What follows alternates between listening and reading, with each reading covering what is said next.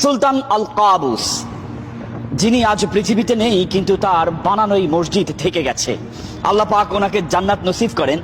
ওমানের মধ্যে সবচেয়ে দামি একটি মসজিদের মধ্যে এই মসজিদ সুলতান আল কাবুস মসজিদ, যেই মসজিদ সম্পর্কে জানার জন্য সারা পৃথিবী থেকে লোকজন এখানে আসা যাওয়া করেন। আল্লাহ পাক ওনাকে ভালো রাখেন। 10,000-এর অধিক লোক এখানে নামাজ পড়তে পারে। কোনো কারণে যদি কেউ অসুস্থ হয়ে যায় তাহলে ইমার্জেন্সি এখানে ডাক্তারের ব্যবস্থা রয়েছেন। অসংখ্য নারীরাও এখানে